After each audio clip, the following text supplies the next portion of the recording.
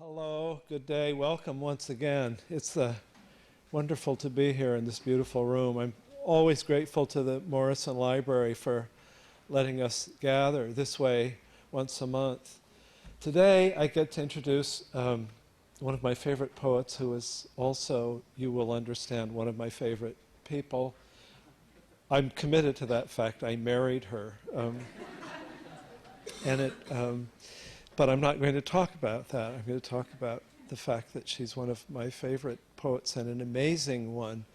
She's the author of 6 books of poetry plus several chapbooks which have been made by some of the most beautiful makers of prints and books in the country. The library has done a gorgeous display around the corner and down the hall of all 6 of Brenda Hillman's books from her publisher Wesleyan Press, and books from M Press, Ausable Press, and several of the others that have printed these gorgeous chapbooks.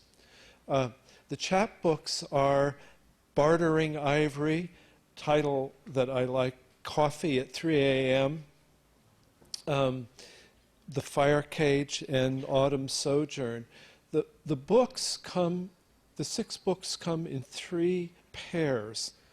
The first 2, which is the work I came to know her by before I knew her, are White Dress and Fortress. White Dress seems to refer to Emily Dickinson, and it does. Fortress seems to refer to Plas Colossus, and it does.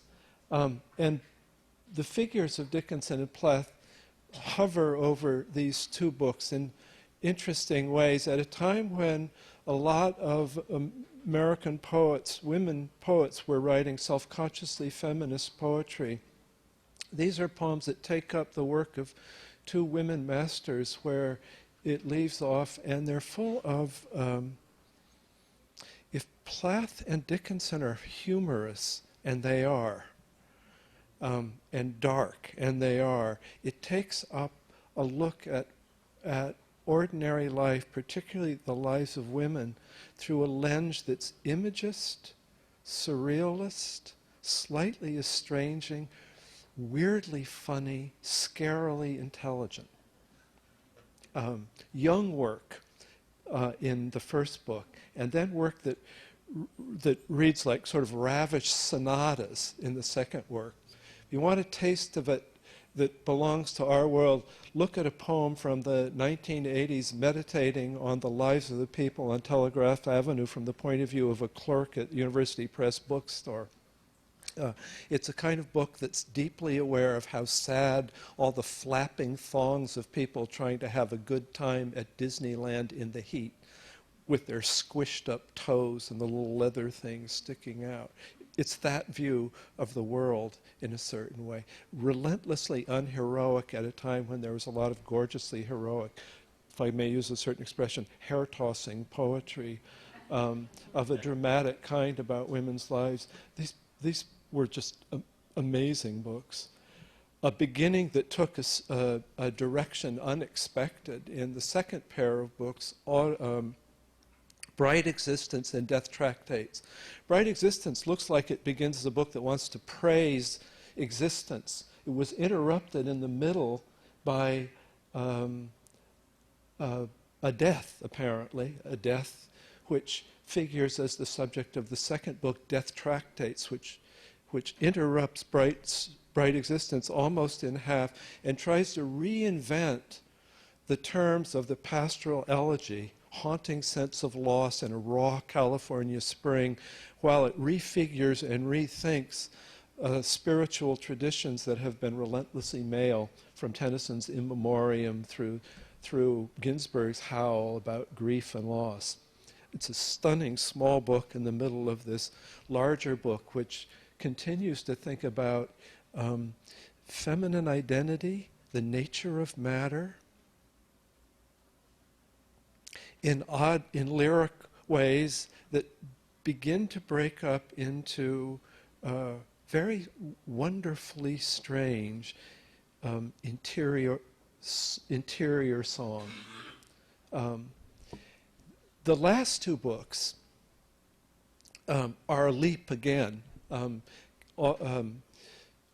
Wonderful title. Loose Sugar has its title in the fact that Brenda Hillman's family is partly from Brazil, and her father was partly an economic advisor in the sugar trade during the years of the Green Revolution, and it looks at identity in partly from the point of view of a burlap sack with the stamp like loose sugar on it, while it dismantles and remantles language in the years of the first Iraqi war by trying to think about the nature of language, again about the nature of feminine identity, again through the lens increasingly of Gnostic early Christian spirituality and its strange mythologies about what it is to be alive.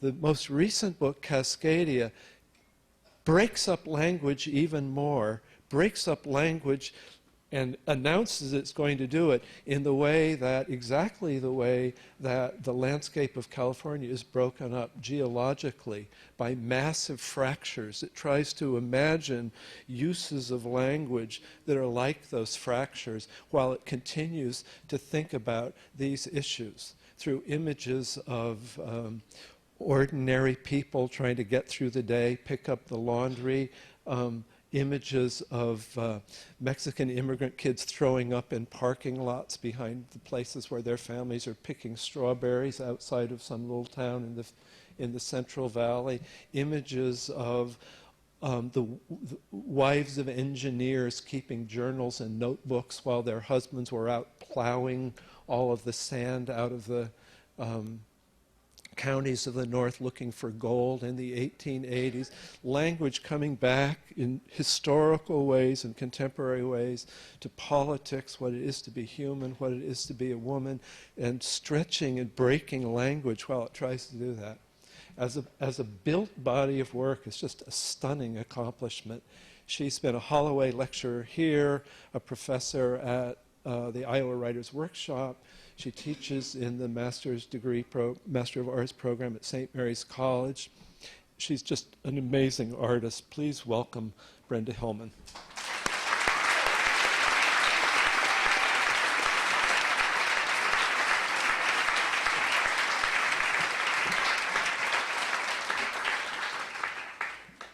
Thank you so much, Bob. And thank you all for coming. It's wonderful to see everyone. And is this audible? It's okay? I'm not sure how this goes. And wonderful to be part of this series. I greet my students from the 143B class, some of you. I'm very happy to see you. And happy to see some other students from previous years. I'm actually going to, Zach asked me to read a little bit across my work instead of just reading very recent work. And so I thought I would do that and try to keep within my time. I know some of you have a class right on the hour, but I'll just do the little retrospective that I have planned. I'm going to start with work that's new. It's coming out of this an idea that I had to do a tetralogy of books about California elements. The work Cascadia that Bob was talking about is the Earth book, and now I'm sort of working on air. And these first poems have to do with air. This first one is called Altamont Pass, and it will be in a magazine. Giovanni Singleton is publishing on Spirit. Her name of her magazine is Nocturnes. And this poem has a line from a different language ending many of the stanzas. Each of the stanzas is nothing is punctuated in the poem, and I think of the lines as separate poems in a way. Altamont Pass.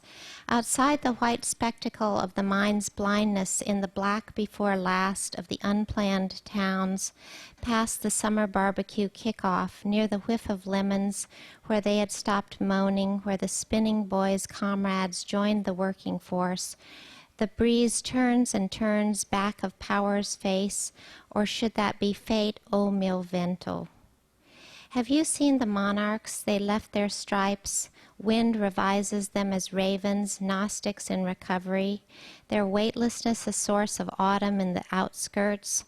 The sun a champagne glass near the whiff of lemons. The air is not an error. The cattle graze crookedly, and the little race cars are in flames, mon flaneur. We've been having a little trouble with our cheekbones. Yellow keeps getting into them, disguised as echo. The villages we built are what can't be spoken.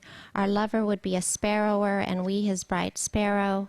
The orchard keeper looks around. Coyote cries, burn knowledge. More about that later. Wear wings on the inside, mein Windgeist. Windmills face all ways, some thrives flying around. Serene mall kids wander. The ATM is jammed. Wind will wind through the suburbs with information-seeking nature. We put the tractate on the table, and we his bright sparrow.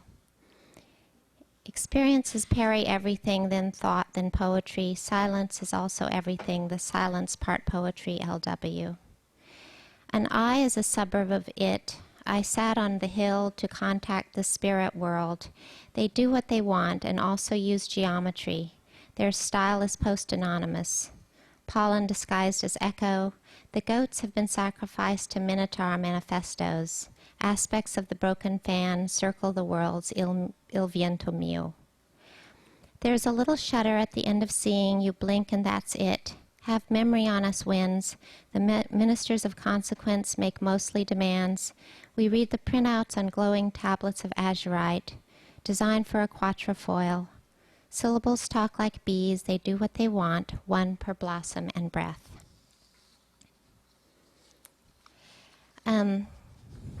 We were in Berlin over the summer, and I was working on.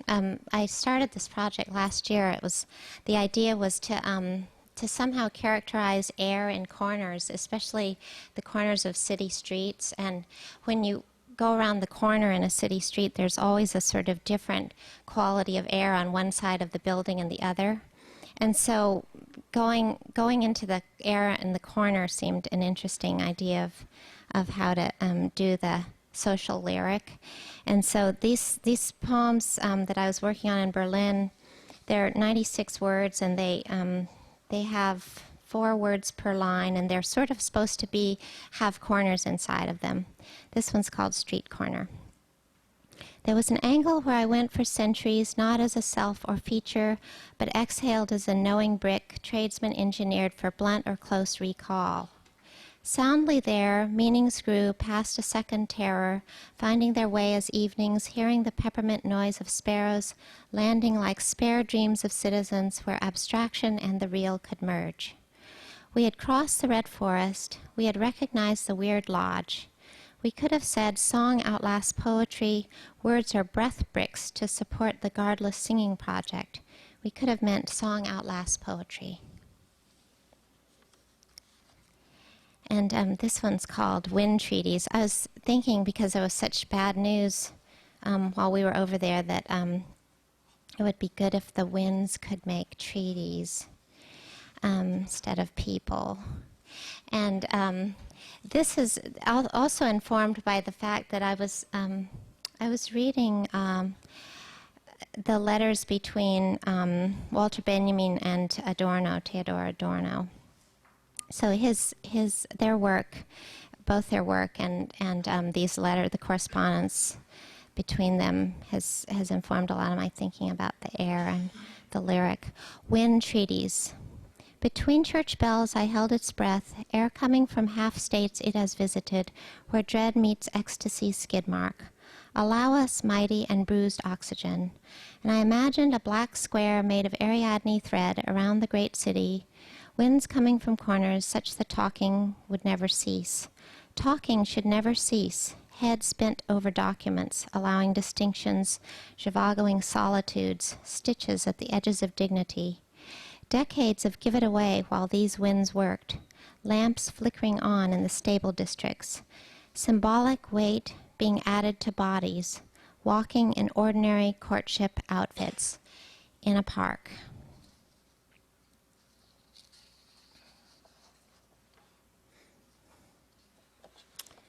And that had a church in it. You know, making a reading is sort of like making a tape for someone. You know, all the connections are sort of underneath, but sometimes you think of them, they become obvious. So that had church in it, so I was going to read a poem about church in childhood. This is in Cascadia, and I had been thinking about doodling and how the imagination, maybe the origin of the imagination is boredom, you know, in childhood. That you're really just like in church when you're so bored and you have to doodle. And there was something about patterning that got me started thinking about the California missions. So there's a mission series in this book. This one is from the San Carlos mission, and it's called Birth of Syntax. Figuring out how to pray with people watching whether you close your eyes or not. Not breathing with the small mom, sitting not breathing in church. Baptists don't kneel. Possible to feel Earth's voltage through her white gloves. Mime the stitches where the double ridges collide. Try pressing the main Brenda's feet down to do battle with Tucson dirt. Joy comes up through the eyes and causes her hair to curl, treble clefs. The day thing the preacher says over and over, not as good as a day made by hand. Morning from the spelling bee, morning doves outside. Do, do, do, do, do. There's a small amount of mourning you have to do in Christianity to get up to the level of feeling sad. Lawn vents smoke from Mr. P's cigarette. A blade of happiness cuts like free verse. A breath makes of each hurt a new religion. It starts interrupting, though in church it was more fun. So, I always, some people object to cell phones going off in readings, but I kind of like it because it's like reality, you know. It's all one thing. So I thought I'd read two more poems about mother with mothers in them that had a mother in it. This is from that series that Bob was talking about. I've spent a few years of my childhood in Brazil because my mother was from Brazil and my dad took this job for the State Department. And this is, my mom's first language was Portuguese. And this is about the relationship. We're also raised by another woman. Red fingernails. Briefly, I dwelt upon my mother's tongue. They put up a swing set in the lobby where we liked to swing. Red fingernails. The polish had been an intoxicant. Rubber trees spoke with red lips. Talking with the spirits then didn't seem all that necessary. President Kubitschek is doing his best to welcome the post-colonial companies. My mother rejoins her first language so she can live, and in making numbers, I developed the love of the partially hollow. The other mother tried to give us her body, painting our fingernails in the kitchen. It was like growing sunsets. During this time, we rarely spoke English. We understood because of what they didn't say. What happened is not how we should measure things. Joy exists because there are delays, those intervals in bodies where two languages mix before the first one has to be lifted away. And also about motherhood. This is in Cascadia, and it's called Shared Custody, and it came from thinking about the process of sharing a child with another parent, and also literary traditions, and also, you know, the way the versions of reality get imposed on you, and how, you know, it really is a matter of kind of always deconstructing that to see what reality is.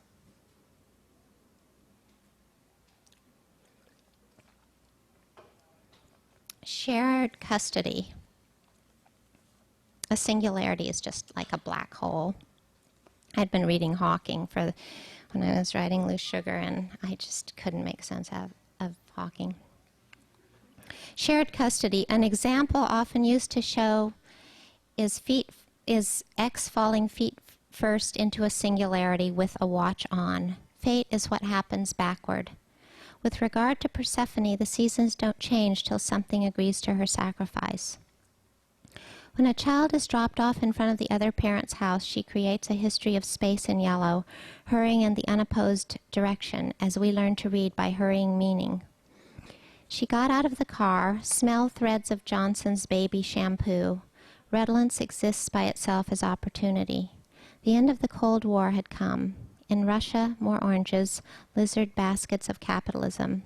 I tried to talk to her father. He tried to talk to me.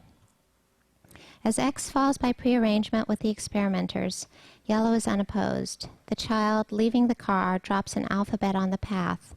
Y-E-L, shaving of yellow, central plaid, black from a fraction if she has been brave about including the math. She hated her little bag. A Thursday humming followed. My writing was falling apart. She was learning to read. A fate begins to be assembled when the linear is shared. All it does doesn't work. Should dirt not praise her efforts? Little pointed arrows swerve around from the mother's perspective, vanishing skirt. Flashes of letters here, here. Home is the fear of sighs. A word can fall apart. Y-E. We sat in the car. Tiny bats between Berkeley W'd the air. The lip of a singularity is an event too far beyond. Good corduroy with its highs and lows, as the star dissolves in the just having spun, and you're not supposed to ask how X feels as he falls in. Persephone practices her yes, her no, her this, that, and the other. The child, approaching the house of the father in motion of minutes, free for 20 yards of both of them, makes a roof with her goodbye. Bye, Mom. They'll have to invent new seasons to explain it. A daughter grows her horizon, somehow a line by which a life could be pursued. When she started to read, I no longer heard language. It heard me. I had the stupid idea that she should dress up to leave. X should have checked with Persephone about the kicking and screaming. I should have checked with the mother, but I was the mother. Backward should try to fix loss so it is not devastation but chronicle.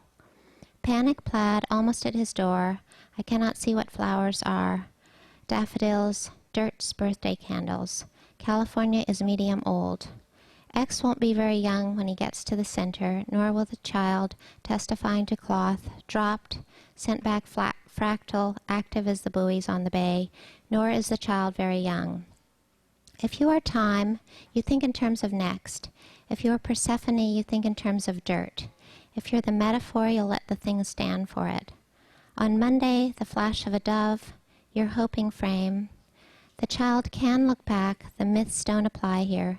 If you think one joy was sacrificed, it's because you said it. What choice did it have when the thing undid but to call her in broken colors?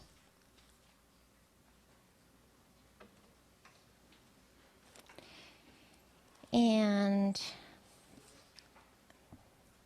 one of the projects for this book was to try to get a lot of geologic history. It's sort of a geotheology, a feminist geotheology. And I was trying to get a lot of time into, 24-line structures a lot. So there's a series of poems in here where a lot of geology occurs in these 24 lines, and they're sort of bands of rock, kind of like the lines of the poems are rock. Formation of soils. Caliban, the word Caliban occurs in here. It's, of course, the character from Shakespeare, but it's also my car. So that's what that's about. The formation of soils. For 40 million years, a warm, warm rain. Then the sea got up to try to relax. Vulnerable volcanoes had just melted away. He worked below, translating the author's imps and downs, his ups and demons. Pines grew skyward, though the pines were not. Thus began long episodes of quiet, nickel laterites not ready for the slots. It took periods of soft showers attacking the dream under the silt-covered sun, Osiris washing his fragments, Leda swimming with her vagabonds. Everyone is made essentially the same way.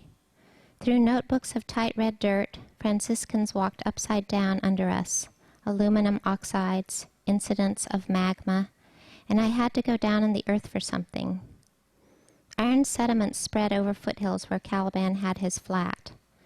I was wearing the brown sweater when we spoke, my heart and the one below translating his heart out. But by that time, what? Experience had been sent up at an angle.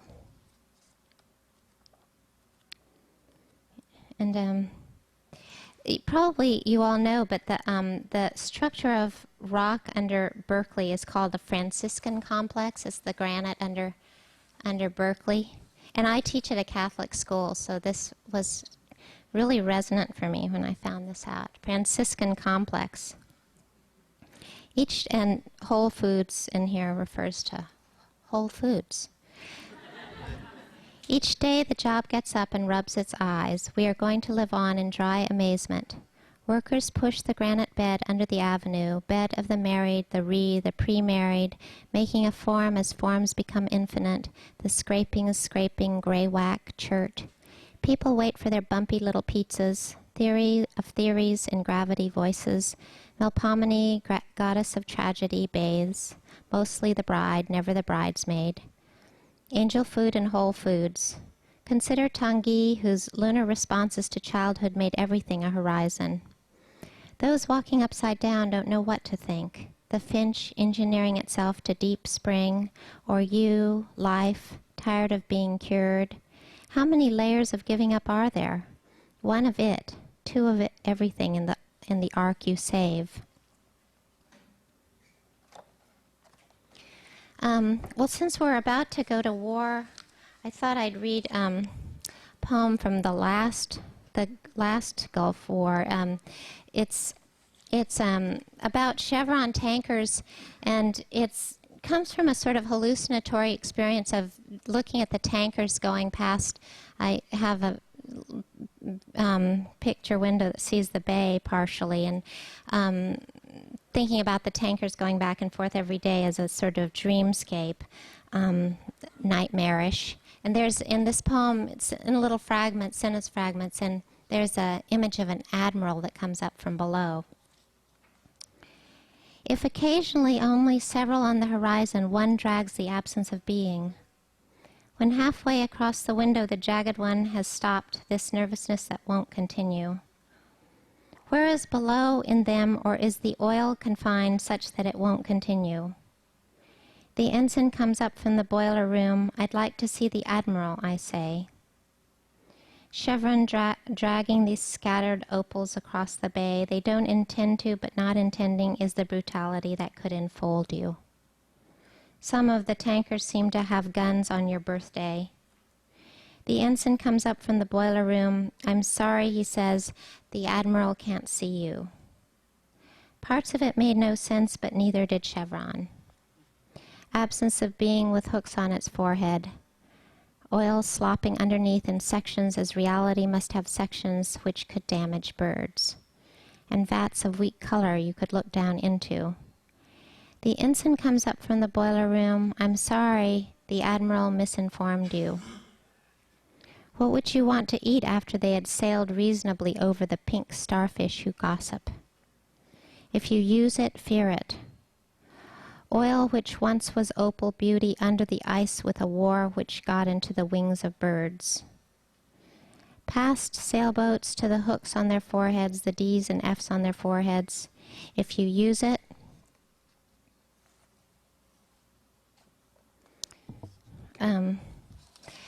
I thought when I was thinking about Enron in the spring that the numbers needed to be remade, and so because of the mess, and so I started writing some poems about the numbers to try to remake the numbers, and I'm going to read two of them. This is called, they're also in 24 lines. Enron executives take the fifth.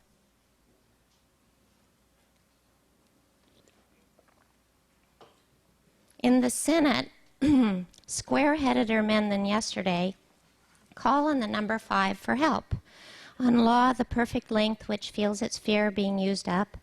As the executives take the 5th, the oxygen in the cup of the 5 gets formal, crisp, to support the tilt when the number turns on its back, oop, like that, before being hooked on the verge ledge of the planet. The 5 fears being next to their zeros, their one-inflected zeros, face masks, all air zeros, zeros choked air, all choked air zeros, as if from belted slugs circling choked round the glittering waste of the world. And this one is called Ethical 6. It's got 6s all over the page. Now with our tiny, tinny song, it's time to save the number 6, which can be done mystically through air, perhaps by calling Pythagoras on the cell phone. Problem is how to do it without using Enron numbers. Well, set the first 6 on the radical unknown dedicated to the universal analog. Start to phone the 6th grade boy with his homemade crying. Go down to the scrunch 6 of a Berkeley snail. Ethics crawls inside its hoopla, an ethics that precedes existence, a mighty water not tricked, thus saving rivers, shaman 6, its chamber writhing, its barrel filled. So I have 3 started, but it's harder to save a 3 for some reason. I'm going to read a poem that has a lot of autumn moon imagery in here. This poem was written kind of instead of another poem.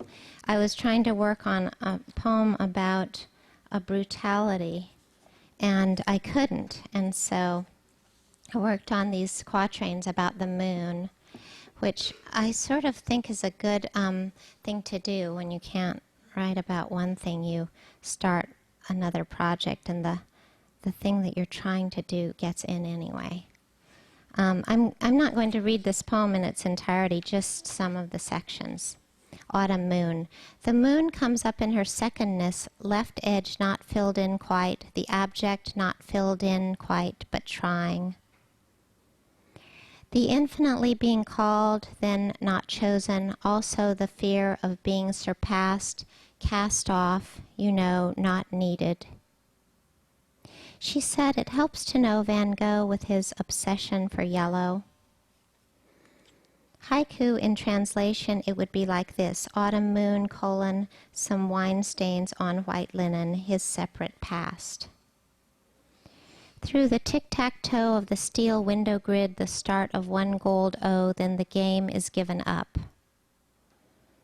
Some heavy, hopeful woolen clouds over it, no use, the Democratic Party. And kept on working hard on this instead of the one about the father who was, of course, the son. Female creativity, avoiding the issue of talking about the father who was, of course, the son. Halloween, with your tiny one, you stand on the curbside, beam the flashlight up to its tin cathedrals. The desire to be understood, though being understood was not what you meant. A rich word used in conversation, inveigled, swells as you use it through the days. Calcium, bufferin, halcyon, aspirin. So why every month the white expansion, that tyrant drop of estrogen? Then in your dark corner of heaven, to learn the beauty of your life, you had to leave something out. 3/4 gone in the faded sky, his Levi's button just unbuttoned. Ordered within an incompleteness, the cut tip of a scallion. Women poets don't have worldviews, said the male poet. Hard, isn't it? Almost full again. If you press gently at the edges, at the dark spots in the poem, it may spring open.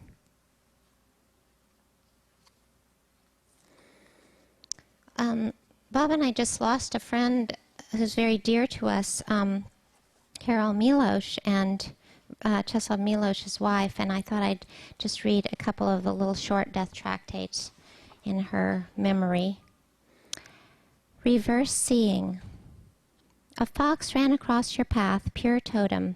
You would never see it again. Likewise, the loved one. You stared hard into the rusty aftermath. But things kept coming through the panel of death. Doves took off outside the window, click, click, click, click. Gosh, their wings needed oiling. Then no more them. You want to be like your dead friend? You are like her. Riding is dying. But the war was not about borders, it was about surrender. Finding her. The mind asks the question, the heart is hurt by the unknown. You didn't have to take care of the dead one, for she could still love what came forth, though it seemed to you like suffering. Too hard for you? Listen, you don't have to do anything. The raccoon is in the garbage can, selecting an eggshell. There's a patch of moonlight on the rug. Get up, stand in it. Be seen through. And out in the night, where the ragged patches converge, everything that lets go still has its memory of attachment, and that which refused to let go still has its uses. I'm going to read 3 more poems. This is a really, really old one. As I said, I'm going to kind of read backward, and this is the oldest one. It's written more than 20 years ago. And it is,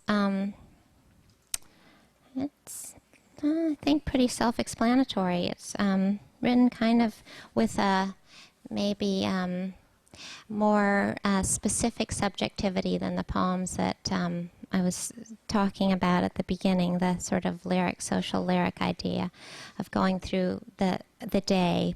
And this, let's see, has nothing in it I should explain. It's from Fortress, A Life of Action. Gray this morning, pigeon gray, governess gray, not military. Wake hungover from last night's lecture. The couple spoke of war, their faces glowing slightly. 2 women sat behind me, holding hands. I had forgotten what this was like, said one. How beautiful your hands are, said the other. The child coughs all night. I give her orange syrup that sticks to her hair, then look out at the coins of leaves and lamplight on the stubbled street, and sit within the gray of not deciding how to use the time, the gray between decision and the first step. Think of E already up, jogging. Summon courage like a moving van. Better to have lived a life of action, like the woman said. Better to have waved from trains at the bourgeoisie instead of thinking, with this mottled gull of irony above my head. Better to have cured the fatal contagion or smuggled the letter than to sit like a sparrow among sparrows trying to focus on a shaft of motes. Well, begin the list for Thanksgiving. Begin the errands in the brain, the small temporal negotiations. Go down to Young's, start tossing things into the wire basket. Tell Jean happy holidays, holding the pear in one hand, the yam in the other. It is gray with a simple point at both ends like a story. I love the way she lifts the clear sack onto the scales, chatting as she presses the buttons of the register. It rings behind the suit of armor. Good cheer, and things slide on the belt like days on the calendar. Bags of hard berries, blossoms, and herbs. The bird with its ankles clamped, the chilly, plucked skin. The cave to hold the bright, good-for-you parsley, the crumpled bread. Outside in the drizzle, the woman will ease her baby into the car seat, pushing its stomach to hitch the straps over the flesh. Who will reward her infinite weariness? Who will glorify her? I will, says the housewife rain. I will, says the comrade sparrow. And one more poem from Berlin. As I said, I was really trying to do this sort of spiritual journey around the Benjamin letters, and he had many different addresses in Berlin, and I sort of tried to go to each of them and kind of experience the corner air and some of these spots. And one of his streets he wrote of in the Berlin Chronicle inspired in him this sort of particular childhood dread that seemed very fertile to him, and he wrote about it very eloquently. And So this is about that street, but also about the condition. It's called On Karmerstrasse. Beneath balustrades selected against your going, a breezen day anticipates a dread. Then the walk into each word is infinite and navigates a stumble under the porticos at childhood's edge, where half-meant sentences assemble in bombed or not bombed corners, and you, stumbling block for the poem near the compound diplomat's swanlit canals day from a bottle where bears hold hands. Whether or not you want to live involves negotiating with the drama of class shadow. Now a trance has been cast over the world, but which, from a chained bench, the soul turns to its example.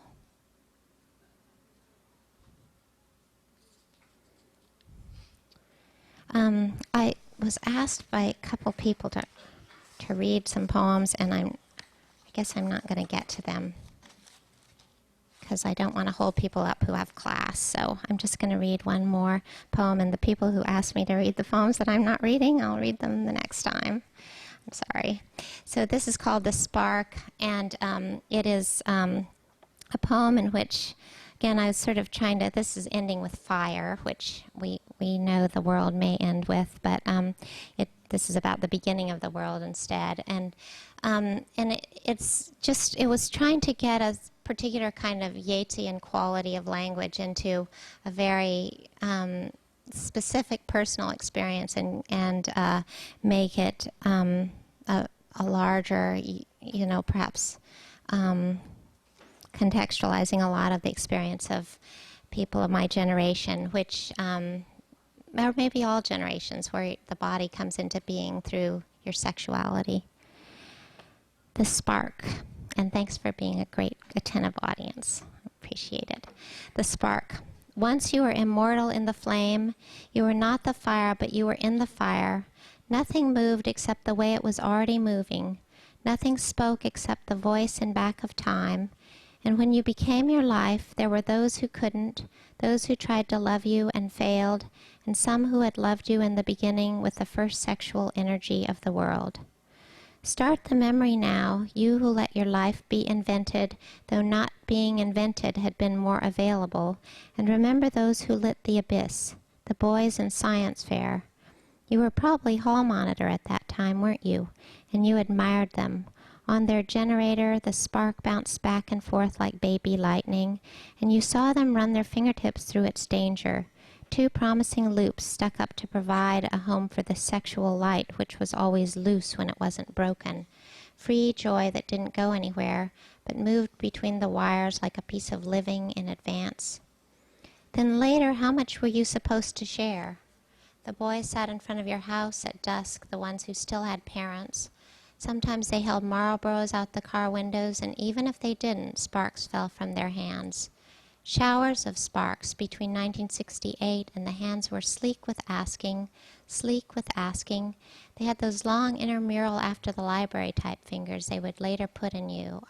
When? Well, when they had talked you into having a body they could ask into the depths of, and they rose to meet you against an ignorance that made you perfect, and you rose to meet them like a waitress of fire. Because didn't the spark shine best in the bodies under the mild shooting stars on the back and forth blanket from the father's cars? They lay down with you, and when did you start missing them? As Sacramento missed its yellow dust, 1852. When did you start missing those who invented your body with their sparks? They didn't mind being plural. They put their summer stars inside of you. How nice to have, and then the pretty soon you were a body.